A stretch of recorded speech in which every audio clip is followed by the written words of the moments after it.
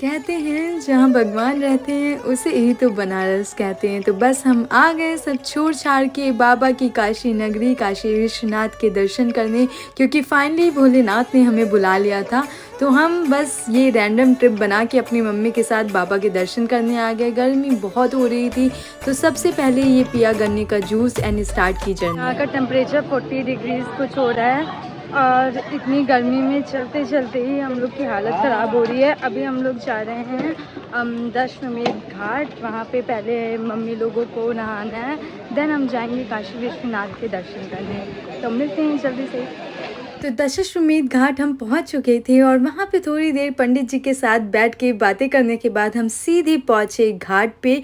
घाट पे नहाने के बाद हम सीधे पहुंचे काशी विश्वनाथ बाबा के दर्शन करने के लिए घाट से सीधा हम इन सीढ़ियों पे चढ़ते हुए गलियों में पहुंच गए बनारस की।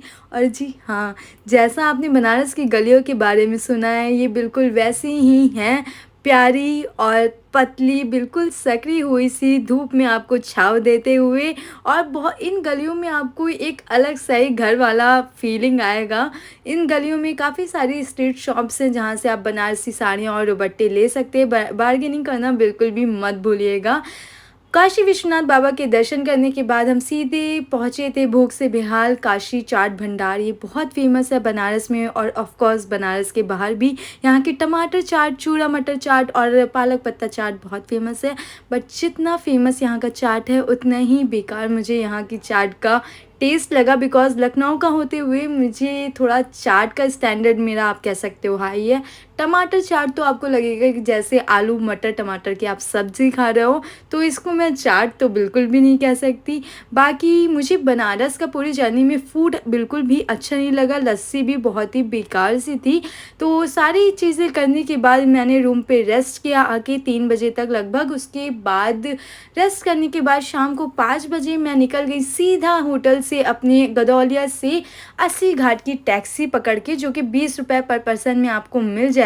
80 घाट से हम करेंगे बोटिंग एंड वहाँ पे आपको धीरे धीरे बस अपनी जर्नी को एंजॉय करना है। मोमो शोमो खाते हुए स्ट्रीट फूड का मज़ा लेते हुए आप जाइएगा, क्योंकि बनारस की सुबह जितनी सुहानी होती है उतनी ही बनारस की शाम भी सुहानी होती है। तो यहाँ हम स्ट्रीट शॉप्स को देखते हुए अपना आराम से जा रहे थे, धीरे धीरे वॉक करते हुए, क्योंकि टैक्सी वाले भैया आपको 80 घाट से थोड़ा सा पहले उतार देते हैं, तो आपको चल के जाना होता है। घाट के पास आपको बहुत सारी ऐसी स्ट्रीट फूड्स की शॉप मिल जाएंगी जहाँ से आप खा सकते हैं। फाइनली हम घाट पहुँच गए थे और हमने ये दीपदान के लिए दीप लिया। अब हम लोग जा रहे हैं दशाश्वमेध घाट 80 घाट से वहाँ की शाम की आरती देखने। देन बोट वाले भैया हमें सारे घाट घुमाते हुए वापस गंगा आरती के बाद 80 घाट पे छोड़ देंगे। तो फाइनली हम लोग बोट पे पहुंच चुके थे और ये नज़ारा बहुत ही ज़्यादा सुहावना था। ये जो पीसफुल फीलिंग थी घाट में गंगा मैया को देख के, और अजीब सी शांति थी जो कि आपको बनारस जाके महसूस करनी होगी। मैं आपको बताना भूल गई कि बोट के लिए आपको 200 से 100 रुपये पर पर्सन में ईज़िली आपको बोट मिल जाएगा। बार्गेनिंग करिएगा, इससे ज़्यादा में बोटिंग मत लीजिएगा। ये आया मणिकर्णिका घाट, जहाँ कहा जाता है कि चिता की अग्नि कभी शांत नहीं होती है, क्योंकि यहाँ से आपको मुक्ति मिलती है। तो यहाँ पे बहुत सारे दाह संस्कार होते हैं। फिर ये हम जा रहे थे दशाश्वमेध घाट पे, बोट रुकेगी हमारी वहाँ पे गंगा आरती देखने के लिए। तो ये हुई गंगा आरती। अगर आपको पास से गंगा आरती देखनी है तो प्लीज़ आप घाट पे पहले से चला जाइएगा। हम लोग से गलती हो गई थी, हम लोग को पास से देखनी थी बट देख नहीं पाए। वापस आके 80 घाट पे लेमन टी पीना बिल्कुल भी मत भूलिएगा, क्योंकि ये कोई ऑर्डिनरी लेमन टी नहीं है, ये बहुत टेस्टी होती है। इसके मसाले बिल्कुल ऑड बस्ट होते हैं आपके मौत में, जो कि बहुत अच्छा फ्लेवर देते हैं, ट्रस्ट मी। ये 80 घाट की लेमन टी तो बवाल चीज़ है बे, सारा सिस्टम ही हिल जाता है।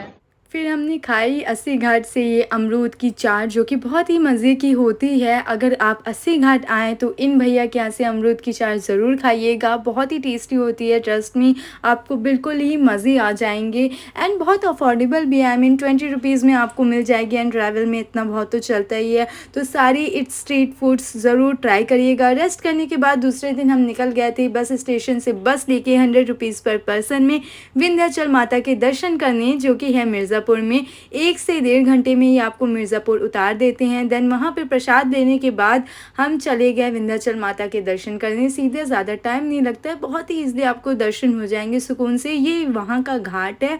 उसके बाद हम निकल गए वहाँ पे काली खोह माता के दर्शन करने। ये काली खोह माता का दर्शन है जो कि मिर्ज़ापुर में ही है। और उसके बाद हम निकल गए अष्टभुजी माता के दर्शन करने जो कि ऊपर है थोड़ा सा। टैक्सी से आप आराम से जा सकते हैं। ऊपर हम लोग आ चुके हैं और अभी काफ़ी और ऊपर जाना है। और जैसे कि आप सब लोग जानते हैं कि मैं अपनी एज से पहले ही बूढ़ी हो चुकी हूँ, तो मेरी तो हालत ख़राब हो रही है, लेकिन अब माता रानी पहुँचाएंगी। तो ये जो साइड में आप देख रहे हैं, इस गुफा से अंदर होते हुए आपको माता रानी के दर्शन करने होते हैं। और इसी के साथ मैं अपने ब्लॉग को एंड करती हूँ। पसंद आए तो ज़रूर लाइक शेयर कमेंट करिएगा। बाय।